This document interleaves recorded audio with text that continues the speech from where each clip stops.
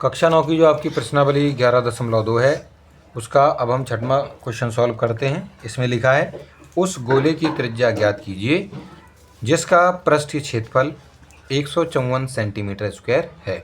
यानी हमारे पास कोई ये गोला है, इस तरीके से कोई एक गोला है हमारे पास। उन्होंने कहा कि इस गोले की आपको निकालनी है यहाँ से लेके यहाँ तक ये जो त्रिज्या होती है r, वो आपको क्या करना है, ज्ञात करना है। इसका जो पृष्ठ क्षेत्रफल यानी इसके चारों ओर वाला जो आपका एरिया है, क्षेत्रफल जो है वो कितना दिया गया, 154 सेंटीमीटर स्क्वायर। ठीक है, तो इसको सॉल्व करने के लिए हम क्या करेंगे, हमें क्या दिया गया है, गिवन क्या है, गोले का पृष्ठ क्षेत्रफल। देखो हमें जो है गोले का जो पृष्ठ क्षेत्रफल है वो दिया गया था 154 सेंटीमीटर स्क्वायर। तो क्या करेंगे, हम पहले लिखेंगे गोले का पृष्ठ क्षेत्रफल यानी सरफेस एरिया ऑफ स्फीयर कितना होता है, 4 पाई आर स्क्वायर यानी 4 पाई आर स्क्वायर होता है। और गोले का जो पृष्ठ क्षेत्रफल है, क्योंकि वो हमें 154 सेंटीमीटर स्क्वायर दिया गया था तो इसीलिए हमने उसके स्थान पर क्या लिख दिया, 154। बराबर था, यहाँ पर हमने बराबर लगाया, सामने 4 लिखा है, 4 लिखा, गुणा पाई की वैल्यू 22 है, पाई की वैल्यू हमने 22/7 लिखा और आर का स्क्वायर है। अब क्योंकि हमें आर तो पता ही नहीं है इसलिए हम आर का स्क्वायर ही रहने देंगे। ठीक है कि नहीं। उसके बाद हम क्या करेंगे, ये जो चीज़ें इनका हम पक्षांतर करेंगे। जैसे कि ये जो आपका 7 है, 7 भाग में था तो ये इधर जाएगा तो आपका 154 के साथ गुणा में हो जाएगा। क्या ना सर इनको इधर भेज क्यों रहे हो, क्योंकि हमें आर की वैल्यू चाहिए तो अकेला यहाँ पर आर बचना चाहिए, बाकी उसके साथ जो भी चीज़ें उनको इस तरफ से मैं इस तरफ जो है इनको पक्षांतर यानी कि ट्रांसपोजिशन करना होगा।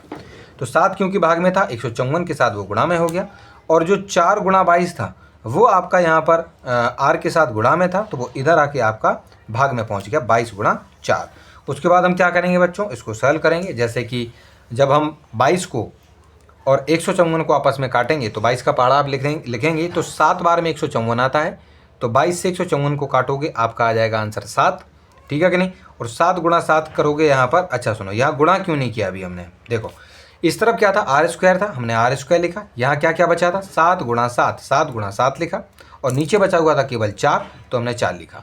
उसके बाद क्योंकि हमें जब अकेले r की वैल्यू प्राप्त करनी है जबकि यहाँ आर स्क्वायर था तो हमने इसका स्क्वायर हटाया और इन दोनों पर आपका ये जो है रूट यहाँ पर जो है आके लग गया, वर्गमूल लग चुका है। अब 7 गुणा 7 था, 7 गुणा 7 का मतलब होता है 7 पर 2 की पावर यानी 7 का स्क्वायर, 7 का वर्ग, और ये जो 4 है वो 2 का वर्ग होता है, 2 का वर्ग होता है, यानी दोनों पर ही क्या है आपके वर्ग लगे हुए हैं। अब हम एक चीज़ जानते हैं कि अगर हमारा इस तरीके से कुछ लिखा हो, क्या लिखा हो, a की पावर m और बटे में b की पावर भी m हो, तो हमने एक कक्षा 7वीं में 8वीं में इस तरीके की सर्व समीकरणों को पढ़ा है कि अगर सेम अगर पावर होती है तो ये संख्याओं को तो हम लिख देते हैं भाग में, ये जो थी बटे में, और ये जो पावर जो सेम थी उन दोनों पर ही हम वो पावर लगा देते हैं। यानी इस वाली चीज़ को हम ऐसे भी लिख सकते हैं और इस वाली चीज़ को हम इस प्रकार से भी लिख सकते हैं। तो यहाँ पर दोनों ही पावर थे, ठीक है कि नहीं, दोनों पर ही सेम संख्या की पावर थी। तो हमने क्या किया, हमने 7 और 2 को तो लिख लिया यहाँ, और जो पावर 2 2 दोनों पर दिख रही थी उसको एक बार लिख दिया है और यहाँ पर आपका यहाँ पर जो वर्गमूल था वो उसको लगा दिया है। बाद में हमने क्या किया है, इस स्क्वायर से इस वर्ग से इस स्क्वायर रूट यानी वर्गमूल को काट दिया है। क्या बचा रह जाएगा बच्चों, 7/2 रह जाएगा, यानी जो आर है आर की वैल्यू आपकी 7/2 इस प्रकार से आपकी प्राप्त हो जाएगी। तो इस प्रकार से ये वाला क्वेश्चन आपका सॉल्व हो गया है।